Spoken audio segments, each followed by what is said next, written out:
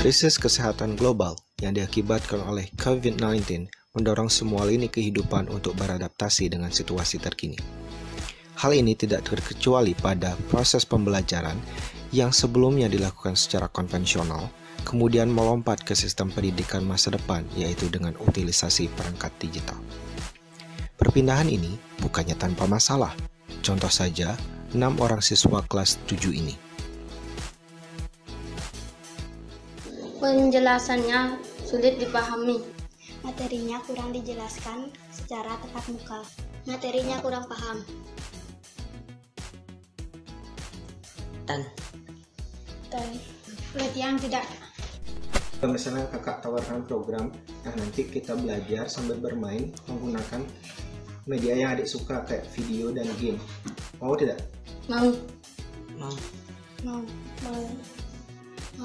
Yang mau.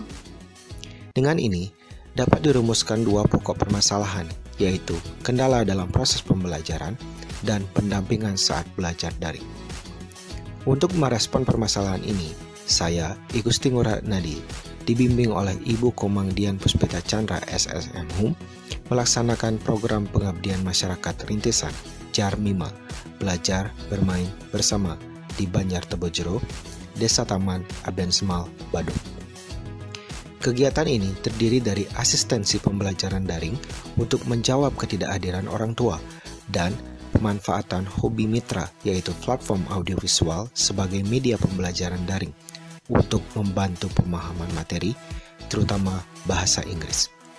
Pemilihan platform audiovisual seperti YouTube, Instagram, Zenius, dan Kahoot berdasarkan beberapa penelitian yang menunjukkan efektivitas dalam meningkatkan motivasi belajar dan pemahaman materi bagi siswa SMP.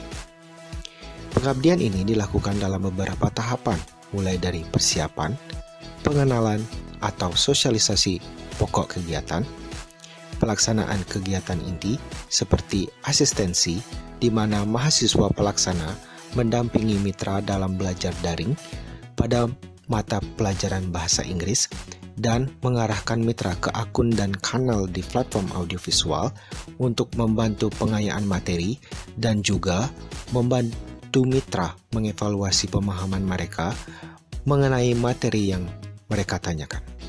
Kemudian, melakukan evaluasi mingguan dan tahap terakhir adalah penyelesaian atau evaluasi akhir. Dari kegiatan ini, dicapai hasil menurut indikator pencapaian yang sudah ditetapkan.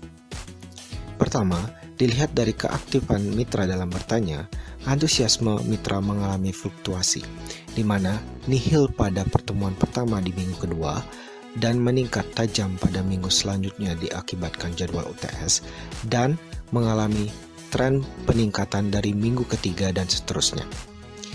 Dilihat dari kecenderungan penurunan dalam pencarian jawaban instan, belum dicapai hasil yang optimal, di mana kebiasaan untuk mencari jawaban instan seperti mengetik soal pada mesin pencarian, alih-alih mencari bahan pemahaman, masih dilakukan di saat mitra tidak ada pertemuan langsung dengan pelaksana. Kemudian, dilihat dari dominasi kata kunci riwayat pencarian mitra pada platform audiovisual, mitra cenderung mengikuti arahan pelaksana dengan menggunakan kata kunci pencarian bahan materi untuk disimak. Dilihat dari kebiasaan pemanfaatan platform audiovisual, dengan ini perspektif mitra terhadap platform yang selama ini hanya dianggap sebagai media rekreasi telah berubah dan sudah dilihat sebagai media pembelajaran yang tidak menjenuhkan, sehingga menjadi kebiasaan untuk pengayaan dan pembelajaran yang terpersonalisasi.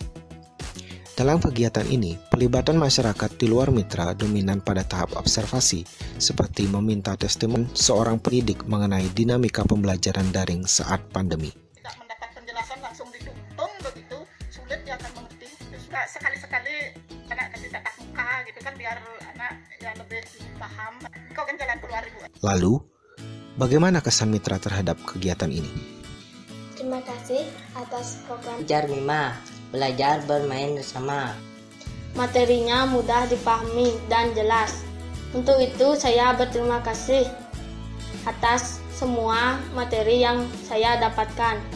dan sudah mendampingi saat belajar dari rumah.